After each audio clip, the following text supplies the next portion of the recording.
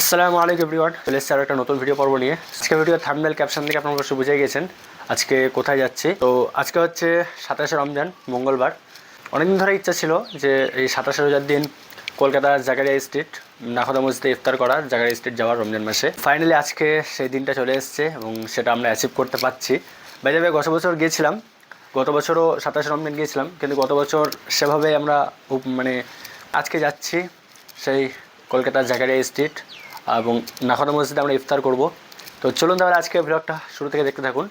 এখন বাড়িতে আছি, দুপুরবেলা এখন বেরোচ্ছি, সময় দুপুরে 1:51, আজ 17ই মার্চ। তো চলুন তাহলে এখন যাব। এখন ট্রেন আছে আমার 2:06 শান্তিপুর শিয়ালদা লোকাল। তো চলুন এই ট্রেনে এখন যাব শিয়ালদা, তারপর শিয়ালদা থেকে কীভাবে যাচ্ছি, কীভাবে পৌঁছাচ্ছি জাকারিয়া স্ট্রিট, সম্পূর্ণ ভ্লগ আপনাদের সাথে শেয়ার করব। তো আজকে গত বছর গিয়েছিলাম ফ্যামিলির সাথে, গত বছর মানে অনেকেই গিয়েছিলো, ভাই বোন অনেকেই গিয়েছিলো। তো এবছর বেশি নাই, আমরা দুজন যাচ্ছি। কোথায় যাচ্ছ? আজকে আমি আছি আর আমার সাথে আছে স্নেহা, দুজনেই অনেকটাই এক্সাইটেড ছিলাম এই দিনটার জন্য। ফাইনালি আজকে সেটা হতে চলেছে। তো এখন চলে এসেছি মদনপুর স্টেশনে, ওয়েট করছি, এখনই আসবে শান্তিপুর শিয়ালদা লোকাল, 2:06 টাইম।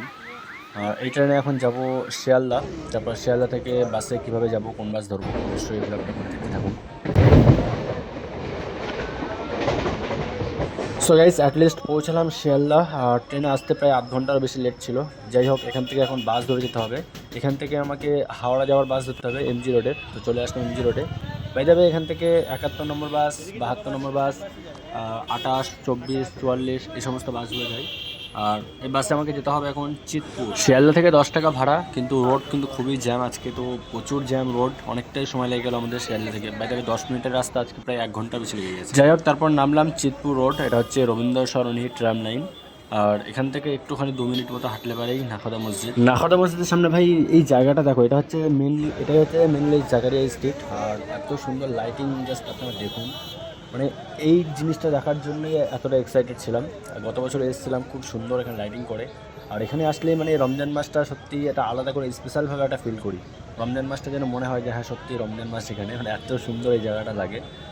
আর তো অনেকটা আমাদের সময় হয়ে গেছে, চলুন আগে ইফতারটা সেরে নিই। এখন নাখোদা মসজিদের ভিতরে যাব।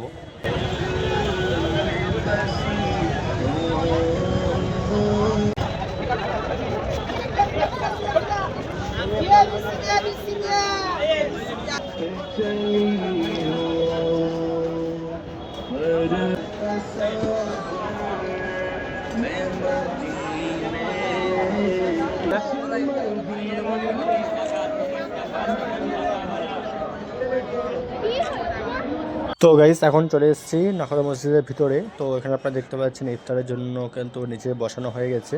তো এখানে পুরো মসজিদেই কিন্তু ইফতার হয়, এটা নিচের উঠোনটা মসজিদের। তো এখানে ইফতার হচ্ছে, এখানে সকল মানে পুরুষরা ইফতার করছে। আর মহিলাদের জন্য, মহিলা পুরুষ এদের জন্য ইফতার করার জন্য দোতলায় ব্যবস্থাপনা আছে। তো আমরা এখন চলে এসেছি দোতলায়। আর চলুন তাহলে ইফতারে বসবো, তারপর ইফতারে কী ব্যবস্থা আছে আপনাদেরকে শেয়ার করবো এখানে।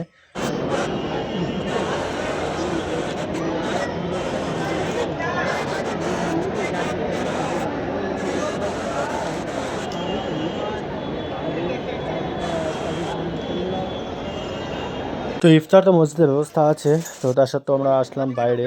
স্নেহাকে এখন মসজিদে রেখে আসলাম, যে আমি এখন আসলাম বাইরে, এখান থেকে কিছু ফল টল কিনে নিচ্ছি। তো এখান থেকে কলা নিলাম আর কিছু ইফতার সামগ্রী কিনে নিলাম। তো এবার চলে যাবো মসজিদে। বাইরে মসজিদ থেকে কিন্তু ইফতারের ব্যবস্থা থাকে ওখানে। তো মসজিদের দোতলায় এখানে এক সাইডে, এই সাইডটায় এখানে ফ্যামিলির সাথে ইফতার করার ব্যবস্থা আছে। এখানে মানে সকলে পরিবারের সাথে ইফতার করছে এখানে। আর ইফতার এখানে মসজিদ থেকে ইফতার দিচ্ছে, মানে কখনো বিরিয়ানি দিচ্ছে, কখনো জিলাপি, ফল টল সমস্ত কিছু ইফতারে কিন্তু প্যাকেট সব রকমই দিচ্ছে, যে যা পাচ্ছে পাচ্ছে।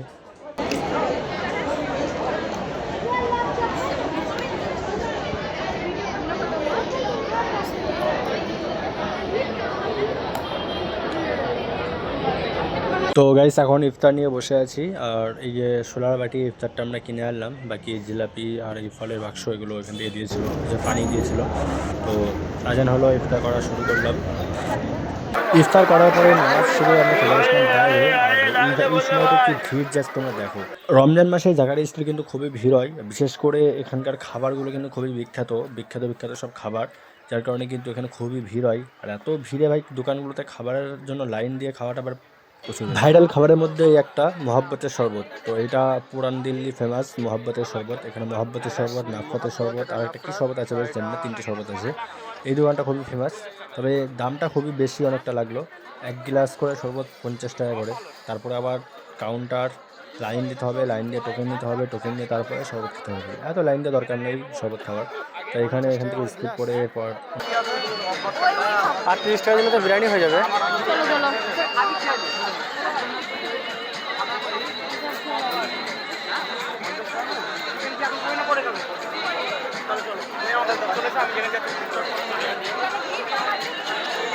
খাবারের মধ্যে এখানে আরেকটি খাবার বিখ্যাত, সেটা হচ্ছে যে হালিম। বিভিন্ন হালিমের দোকান আছে এখানে। তো এখান থেকে একটা দোকান থেকে হালিম নিয়ে নিলাম, তারপর চলে আসলাম একটু সাইডে, কারণ এখানে বসে খাওয়াটা অনেকটাই মানে লাইন দিতে হবে, টেবিল ফাঁকা নেই।